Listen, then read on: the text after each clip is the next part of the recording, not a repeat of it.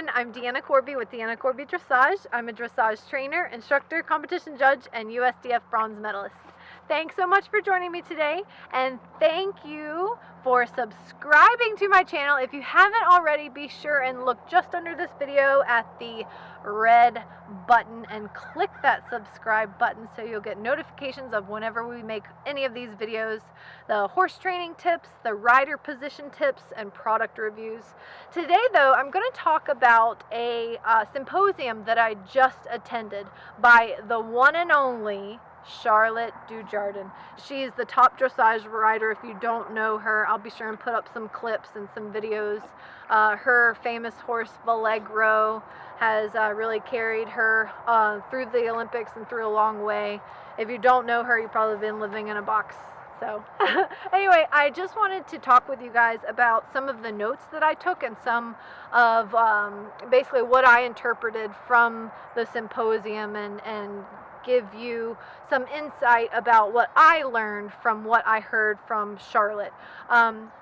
Basically, the symposium was called Back to Basics, and it had different horses from all different levels. There was a 4-year-old training level horse. There was a 5-year-old first level horse. There was like a 3rd level horse, a Prix St. George horse, and a Grand Prix horse. So we watched Charlotte give basically lessons and talk to us, the audience, as she was helping the riders, starting at the youngest and working the way up. And this was 2 days in a row, so it was nice to see the horses and the riders on both days and kind of get feedback. Charlotte is a very adamant trainer about doing your best, and I guess there's a reason why she's the #1 rider in the world. She strives for perfection, and she's very detail oriented. So anyway, I'm going to share some of my notes that I took on my phone here with you guys. The first note that I took is basically the first thing she said is, you don't need to spend a lot of money on a good horse. You need to spend the money on training instead. So I don't know if you're familiar, but her horse, Vallegro, I think only cost like $2,500, and now he's like priceless, and I think they made a Breyer out of him. So she tries to buy young horses as cheap as possible and then do her own training with her trainer, Carl Hester, so that she develops that bond with them and so that she knows all about their training. So spend the money on training, not necessarily finding a very fancy horse with that's already trained. So, and I can totally agree with that as a trainer. You don't need a $20,000 horse. You need a $1,000 horse with $19,000 worth of training. All right, so the next note that I took, breeding really isn't that important when you're looking for a horse to buy. What is important? A good temperament, that's top. A good walk, meaning a good rhythm where the horse moves through his whole body. She's not looking for a 10 walk because that horse can be difficult to collect. And the third thing she's looking for in buying a horse is a good canter. The trot is never a pace that I worry about. That basically means that you can influence the trot to become more expressive and more elastic. And it's harder to influence the walk and the canter when you're training a horse. She said, we all don't walk enough. And that's totally true, I think, as a trainer myself and heck, as a rider. You know, it's easy to get to texting on your phone when you're in the middle of a walk break and not focusing on the walk and riding the free walk and the extended walk how they should be ridden. So she emphasized the importance of riding the walk and paying attention and training the walk. She said, I only work my 4-year-old horses 20 to 25 minutes a day. I think that's a really good tip.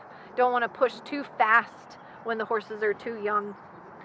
Another tip, another thing that she said is, I don't do sitting trot on my horse until they are completely and utterly strong enough. I think if you sit on them too soon, you can make them stiff. She said, straightness is the hardest thing to ride. You want the nose in front of the chest And if you had a mirror in front of you, you don't want to be able to see the inside hind leg. So basically, if you're going on the rail, looking at a mirror right in front of you, you want the horse's nose right in the middle of the chest, and you do not want to be able to see the inside hind leg, whatever leg is closest to the center line, the middle. You don't want to be able to see the inside hind leg. You want to see two tracks. She said, never correct the horse by pulling him up or stopping him when the horse makes a mistake. You want to, if the horse makes any mistake, whatever it is, you want to go forward with more energy, or staying in the canter or in the trot to later correct the mistake.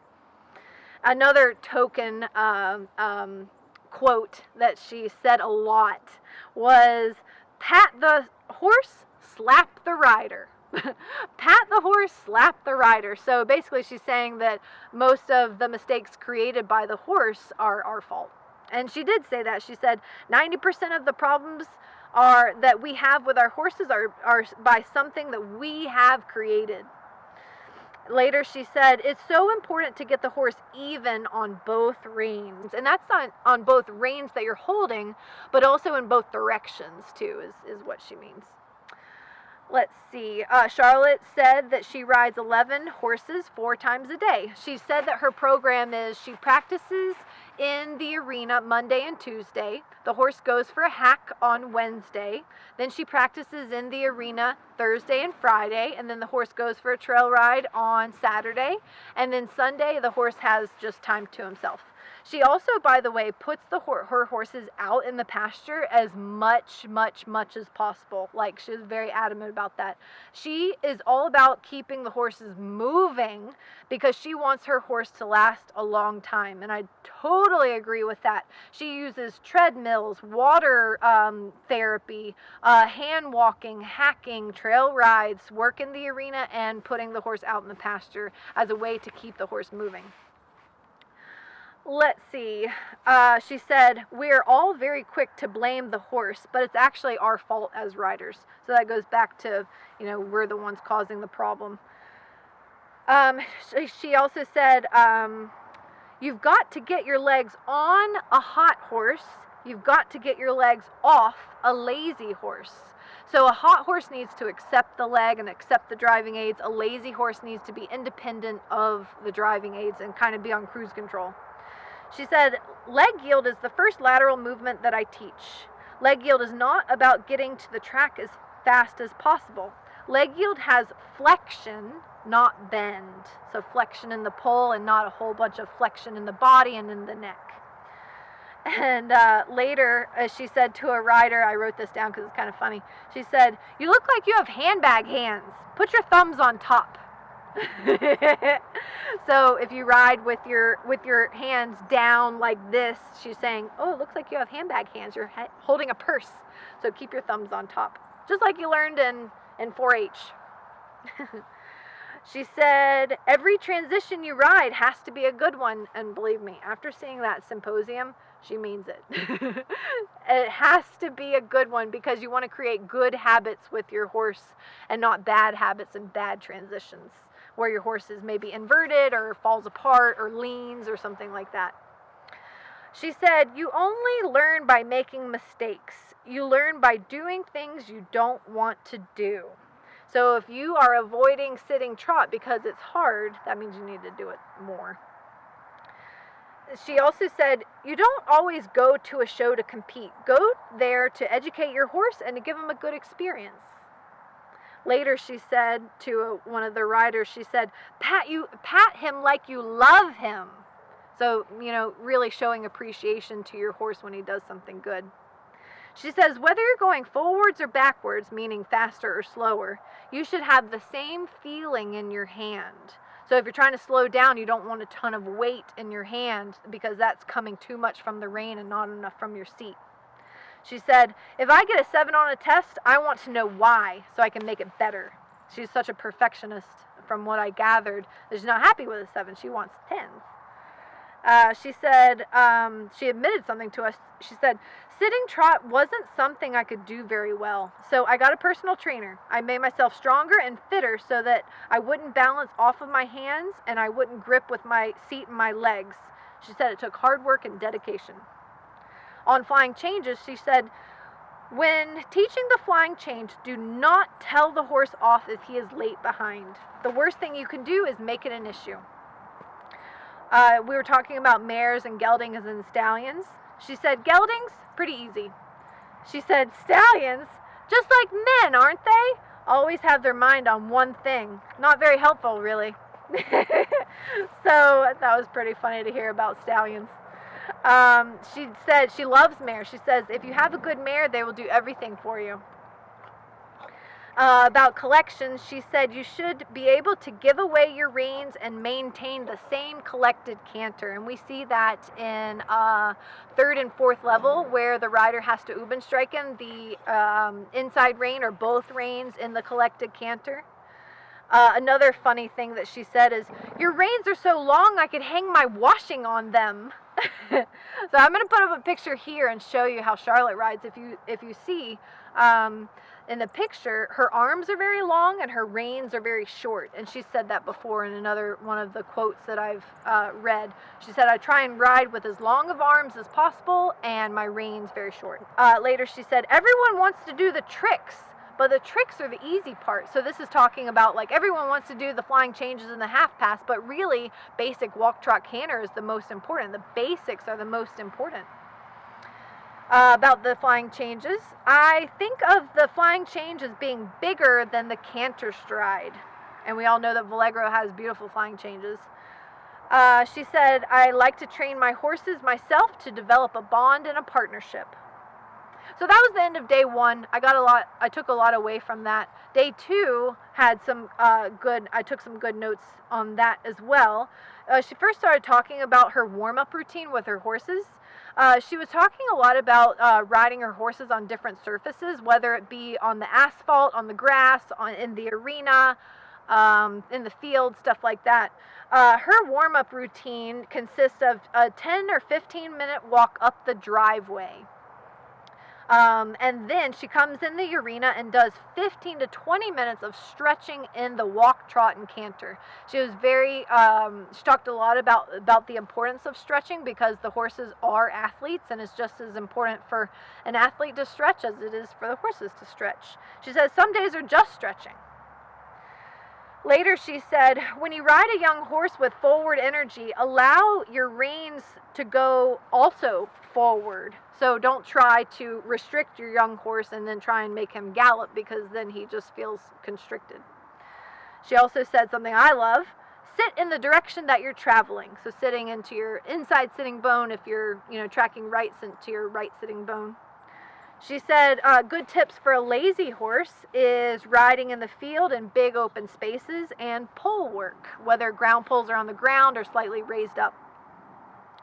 About young horses, she said, personally, I don't start my horses until they're almost 4, because I want to have my horse for a long time. So about starting horses when they're 2, it has to be in my opinion, it has to be a really special circumstance. The horse has to be very mature in his body and his mind. He has to need a job. That's the only reason why I personally would start a horse that young. I personally like to start a horse at like 3.5, or maybe even later if they're not physically or mentally ready yet. She said even top riders, we're all still learning. That was comforting. She also said the worst thing you can do when your horse spooks is to punish him, because then he will think that there's something to be afraid of. She said just ignore it and ride forward. She said, wait until the quality of canter is good enough before you teach the flying change.